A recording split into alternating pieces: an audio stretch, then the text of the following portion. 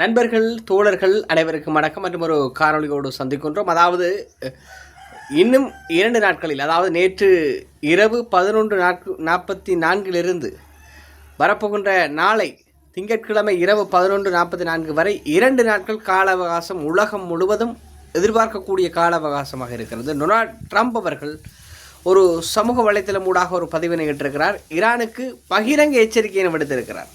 நேற்று இரவு 11:44 நாளை திங்கட்கிழமை இரவு 11:44 வரை 2 நாட்கள் 48 மணித்தியால கால அவகாசம் வழங்கப்பட்டிருக்கிறது ஹோர்முஸ் நீரிணையை திறப்பதற்கு.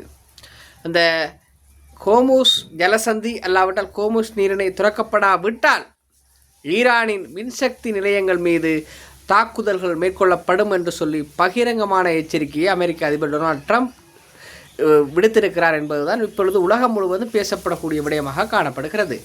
எனவே இந்த விடயம் தொடர்பிலே உலகம் முழுவதும் இருக்கக்கூடிய மக்கள் எதிர்பார்க்கிறோம். நாங்கள் இலங்கை மக்கள் கூட முழுமையாக நாங்கள் எதிர்பார்த்து கொண்டிருக்கிறோம். இலங்கையில் அதாவது பல இடங்களிலும் எரிபொருளுக்கான தட்டுப்பாடுகளும் எரிபொருள் வெளியேற்றங்களும் இலங்கையில் இப்பொழுது நேற்று நள்ளிரவு முதல் எரிபொருள் விலை அதிகரித்திருக்கிறது. எரிபொருள் விலை அதிகரிப்பு, எரிபொருளுக்கான தட்டுப்பாடு, இரவுகளிலே நீண்ட வரிசைகளை காணக்கூடியதாக இருக்கிறது. ஒரு சில இடங்களில் வரிசைகள் குறைந்திருந்தாலும் சில இடங்களுக்கான எரிபொருள் இல்லை என்று சொல்லி விளம்பரப்பதாதை இலங்கை முழுவதும் வைக்கப்பட்டிருக்கிறது. பல இடங்களில் எரிபொருள்கள் நிற்கிறது. சில இடங்களில் வரிசை இல்லாமலும் சில இடங்களில் நிரப்புகிறார்கள், சில இடங்களிலே எரிபொருள் இல்லை. இந்த காலகட்டத்தில் தான் இப்பொழுது ட்ரம்பின் கால அவகாசத்தை அனைவருமே எதிர்பார்த்து கொண்டிருக்கிறார்கள். இந்த கால அவகாசம் ஈரான் என்ன செய்ய போகிறது என்று சொல்லி பலரும் எதிர்பார்க்கிறார்கள். ஈரான் இதனை ஏற்றுக்கொண்டு விட்டால் இதோடு விடயம் முடிந்துவிடும். ஆனால் ஈரான் ட்ரம்பின் கால அவகாசத்தை ஏற்றுக்கொள்ளுமா என்பதுதான் கேள்வி.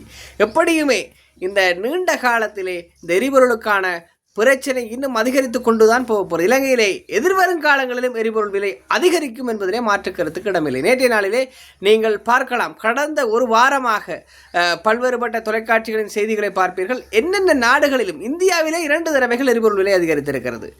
பல்வேறுபட்ட நாடுகளிலும் எரிபொருள் விலை அதிகரித்திருக்கிறது. பல இடங்களிலே நீண்ட வரிசையாக இருக்கிறது. எனவே எரிபொருளுக்கான விலை இன்னும் அதிகரிக்கும். அதாவது 48 மணித்தியாலங்கள் திங்கட்கிழமை இரவு 11:44 ஈரான் அமெரிக்காவின் சொல் கேட்டு ஹோர்முஸ் ஜலசந்தியை அல்லாவிட்டால் ஹோர்முஸ் நீரிணையை திறக்க வேண்டும். திறக்காவிட்டால் இன்னும் பல்வேறுபட்ட பிரச்சனைகள் எதிர்நோக்க நேரிடும். சிலர் யோசிக்கலாம், இதெல்லாம் பயமுறுத்துகின்ற மாதிரி விடயங்கள் இருக்கின்றன என்று சொல்லி. நாங்கள் ஆரம்பத்திலேயே இந்த விடயங்களை பலரும் சொல்லியிருந்தார்கள், பல எதிர்வுகளும் இருந்தன. ஏனென்று சொன்னால் ஹோர்முஸ் நீரிணை திறக்கப்படாவிட்டால் பிரச்சனை இன்னும் பாரியதாக இருக்கிறது. இலங்கைக்கு வரக்கூடிய ஏற்கனவே பதிவு செய்யப்பட்ட கப்பல்கள் கூட வராமல் இருக்கிறது. ஜனாதிபதியின் கூற்றுப்படி பார்க்க போனால் ஏப்ரல் மாதம் வரை தான் எரிபொருள் கையிருப்பு இருக்கிறது என்று சொல்லப்பட்டிருக்கிறது. ஒன்று, இந்தியாவிலிருந்து எரிபொருளை இலங்கை வாங்க வேண்டும், கொள்வனவு செய்ய வேண்டும்.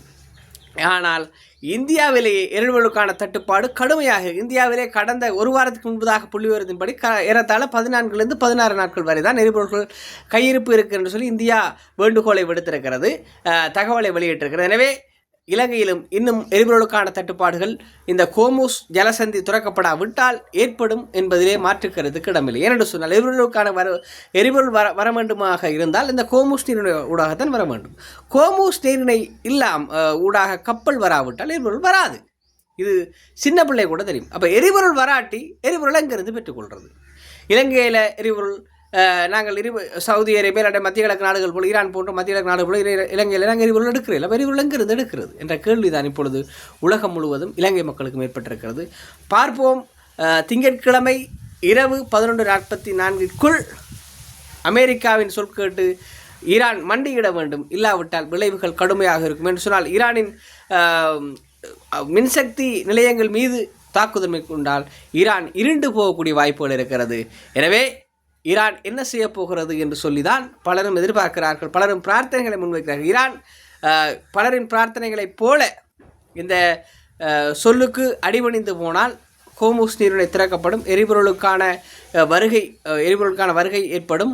எனவே கப்பல்கள் வந்தால் எரிபொருள் பிரச்சனை பெருமளவில் இல்லாமல் போகும், உலகமே ஸ்தம்பித்து போகக்கூடிய நிலைமை இல்லாமல் போகும். ஆனால் அமெரிக்காவின் சொல்லுக்கு ஈரான் அடங்காது என்பதுதான் பலரும் எதிர்பார்க்கின்ற விடயம். எது எவ்வாறு இருந்தாலும் இந்த பிரச்சனை நீங்க வேண்டும் என்று சொல்லி அனைவருமே பிரார்த்திப்போம். பிரார்த்திப்பதை விட சிறந்த விடயம் ஒன்றுமில்லை. மீண்டும் ஒரு சந்திப்போனால் உங்கள் செந்தூரன். நன்றி, வணக்கம்.